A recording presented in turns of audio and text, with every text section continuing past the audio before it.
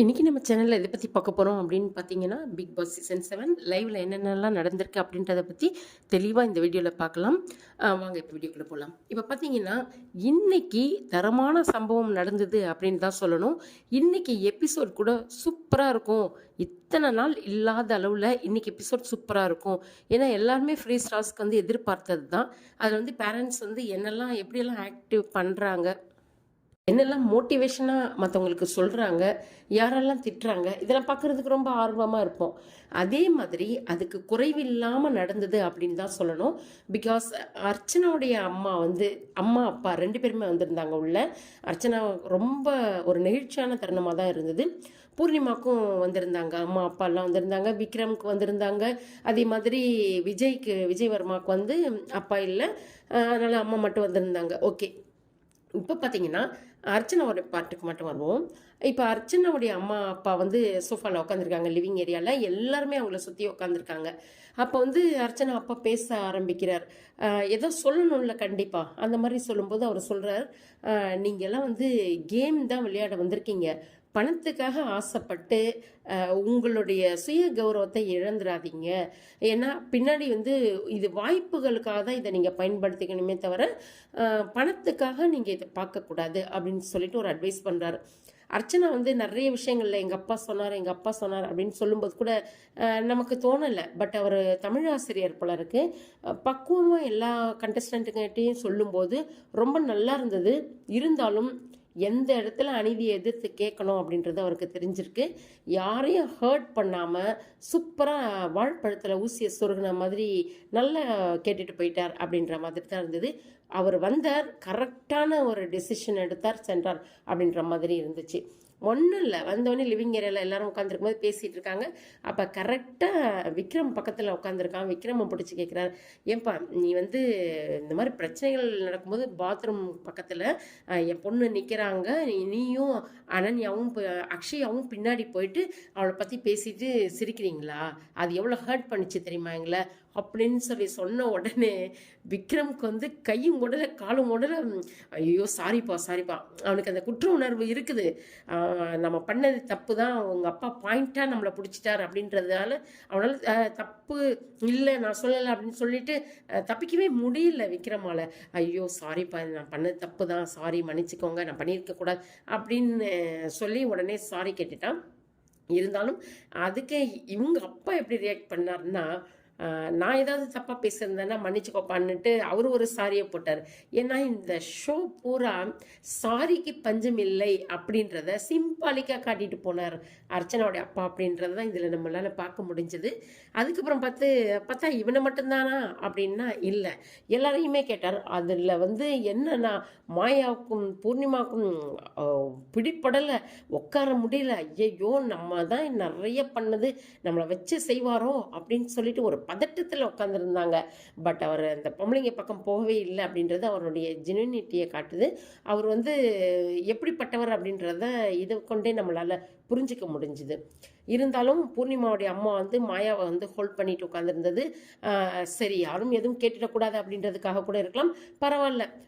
என்னதான் இருந்தாலும் சரி, இவங்களுடைய பேச்சுக்கள்லே வெளியில் என்ன நடக்குது அப்படின்றத இவங்களால உணர முடியுது அப்படின்றத வந்து தெளிவாக இவங்க முகத்திலே காட்டுது. அதை தான் நம்மளால் பார்க்க முடிஞ்சுது. அதோடு விட்டாரா? இல்லை, அடுத்து நிக்சனை வந்தார். நம்மளாக இருந்தோம்னு வச்சுக்கோங்களேன், முதல்ல நிக்சனை தான் பிடிச்சிருப்போம். இருந்தாலும் அவர் வந்து சடனாக எதுவும் கேட்க வேண்டாம் அப்படின்னு சொல்லிட்டு விக்ரமை கேட்டுட்டு செகண்டாக வந்தார் நிக்சன் கிட்ட. என்னதான் கோபமாக இருந்தாலும் சரிப்பா, நீ வந்து அந்த வார்த்தைகள் பேசியிருக்கக்கூடாது, அதாவது சொருகிடுவன்றதை கூட அவர் கேட்டிருப்பாருன்னு தெரியல, நம்ம பார்க்கும்போது கேட்கல, வேற ஒன்றத்தை கேட்டார்.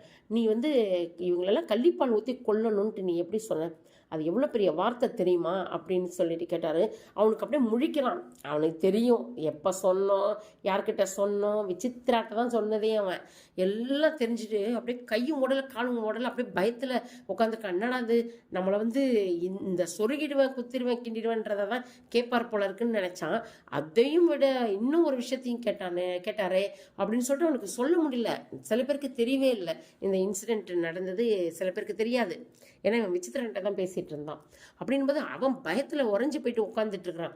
அதுக்கப்புறம் அவர் சிம்பாலிக்காக ஒரே ஒரு விஷயம் சொன்னார், நாசுக்காவே சொன்னார். என்ன சொன்னார், நீ கோபத்தில் கத்தனதை விட இங்கே உள்ள வந்து ஒரு 50 பாட்டு எழுதியிருந்தேன்னா வெளியில் போகும்போது உன்னுடைய ரேஞ்ச் எங்கேயோ போயிருந்திருக்கும் அப்படின்னாலுமே தெரிஞ்சிருச்சு வெளியில் நம்மளுடைய கண்டிஷன் என்ன, நம்ம எப்படி எல்லாம் கழுவி ஊற்றிருப்பாங்க அப்படின்றத நிக்சன் வந்து புரிஞ்சுக்கிட்டான். அந்த ஒரு விஷயம் வந்து அவன் முகத்தை கொண்டே நம்மளால் பார்க்க முடியுது. நிக்சனுக்கு புரிஞ்சிருச்சு நமக்கு வந்து பாயாசம் தான் வெளியில் அப்படின்ற மாதிரி.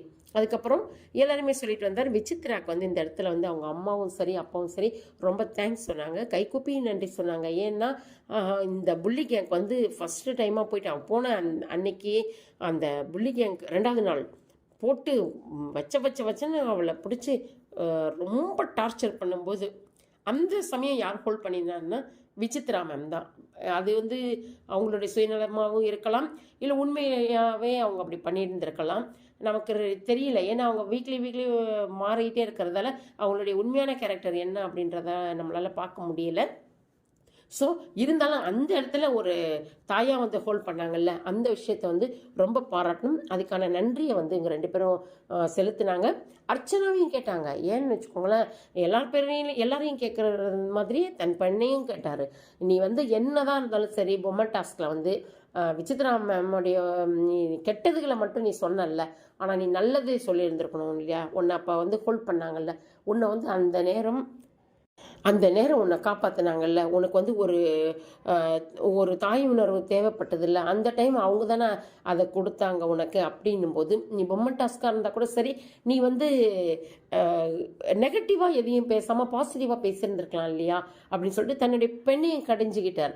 அதையும் நம்ம அந்த இடத்துல பாராட்ட வேண்டியதாக தான் இருந்தது. இதெல்லாம் பார்த்த உடனே இந்த மாயாவுக்கும் பூர்ணிமாவுக்கும் அடுத்துன்னு நமக்கு வர்றதுக்குள்ளே நம்ம காலில் விழுந்துருவோம் அப்படின்னு சொல்லிட்டு ஒரே கையை கூப்பி காலில் விழுந்துட்டாளுங்க 2 பேரும். என்னத்தை சொல்கிறதுனே தெரியல. இதுங்களுடைய என்ன சொல்கிறது, சவர்கர் பரம்பரையா எப்படின்னு சொல்ல தெரியல. ஆகுன்னா ஒரு சாரியை போட்டுட வேண்டியது, இல்லைன்னா காலில் விழுந்துட வேண்டியது எல்லார் காலிலையும். அது என்ன பழக்கம் அப்படின்ட்டு கூட தெரிய மாட்டேங்குது நமக்கு. இருந்தாலும் அதை பார்க்குறதுக்கு அந்தளவுக்கு நல்லா இல்லை அப்படின்னு தான் சொல்லணும். பூர்ணிமா அம்மா பார்த்தீங்கன்னா மாயாவை கையை பிடிச்சிட்டு உட்காந்துருந்தாங்க. ஏன்னா மாயாவை விட்டா பூர்ணிமா அவ்வளோதான், இப்போது 2வது வாரத்திலே வெளில துரத்திருப்பாங்கன்றது அவங்க அம்மாவுக்கு நல்லாவே தெரியும். சரி இன்னும் 2-3 வாரம் இருந்துட்டு வரட்டுமே அப்படின்னு சொல்லிட்டு நினச்சாங்களா என்னன்னு தெரியல. அப்படியே ஹோல்ட் பண்ணி வச்சுட்டு உட்காந்துருந்தாங்க மாயாவுடைய கையை. ஏன்னா வேறு வழி இல்லை. ஏன்னா இப்போ யாருமே இப்போ மாயா பக்கம் போகல அப்படின்னு சொன்னால் இப்போ நிச்சயமாகவே வந்து அர்ச்சனா அப்பா கேட்டிருப்பார். ஏன்னா அவர் வந்து அவர் இடத்துல